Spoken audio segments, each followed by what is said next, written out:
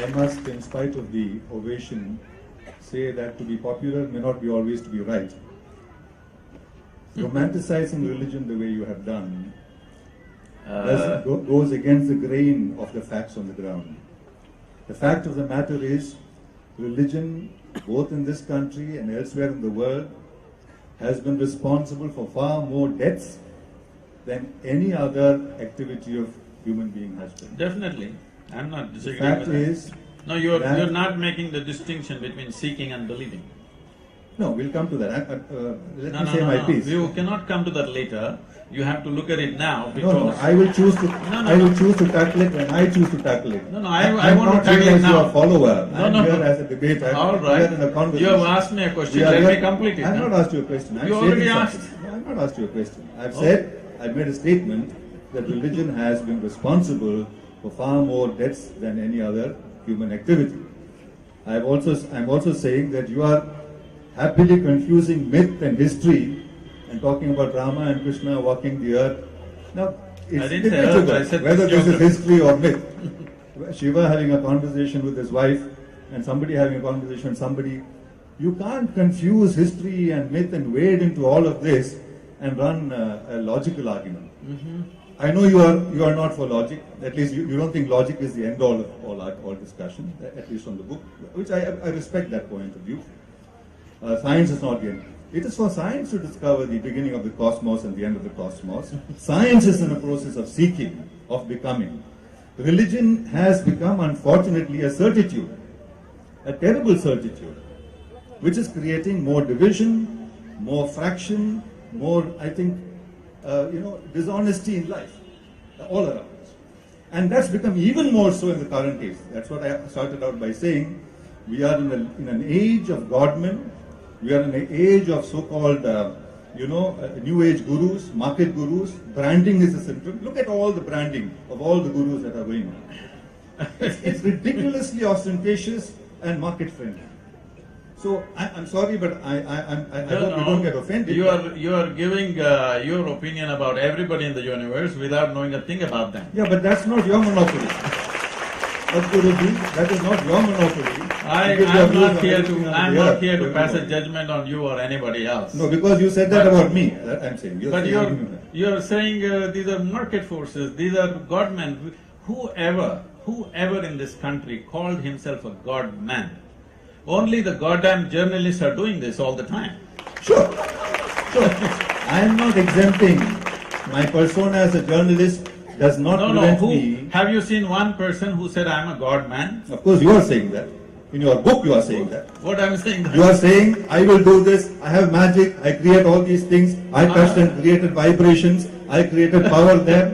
You are talking like a magician. I think… Towards the last pages of you, please reread your book.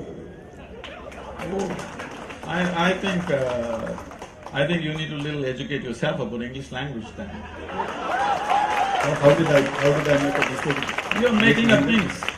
Sorry? See, please, you're making up things. If you do not understand the way the book is written, you will need 10 readings to get it. No, I don't intend reading it more than once, but I have read it once. If this is the With due conclusion respect you to made, you. obviously you didn't get it. No, towards the end of the book, you are talking about the need for more and more temples. You're talking about how you created vibrations in one temple in the US and made it, godly in that sense. You're not using… But that's even more dangerous in my view. Somebody who calls himself a godman can be dismissed offhand. Okay. But while you raise very, very interesting discussions on the need for limits to logic, the need for limits to science, towards the end you are lapsing into total blind leap of faith. In the beginning of the book you start by saying, don't take anything at face value, question everything, interrogate everything, Guruji. And you say that in the beginning of the book. You say, don't take even what I'm saying at face value. Towards the end you say, if you don't have a leap of faith, a leap of trust, I cannot guide you in the garden of wilderness. So, it is a book of self-contradiction in that sense. All right. Abhi, can I have Please, a few minutes? Please. Let's understand this. When human beings were just walking on the ground, if first man came on a bicycle, most people wouldn't believe it. they would think it is something absurd or illogical or magical. It would take a lot of convincing before people who are stuck in their own logic understand there is a way to ride on two wheels. I'm not even talking about an airplane, I'm talking about a bicycle. So all those people who denied the bicycle, at that moment, they all thought they were logically correct, like you. I don't understand it, but please carry on. Yes, I understand, a lot of things are not understood. Yes. Unless they're understood, they're not understood. Because the way you're going at it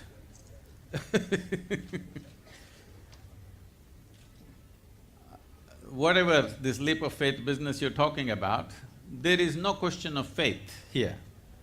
We are talking about a dimension beyond your present level of perception and understanding. Any human being who thinks what I do not know cannot exist is wearing the crown of ignorance. The most fundamental aspect of human intelligence, if it has to flower, is to constantly be able to see things that you do not know, things that you do not perceive exist all the time. This has been the exploration of science, this has been the exploration of every spiritual being.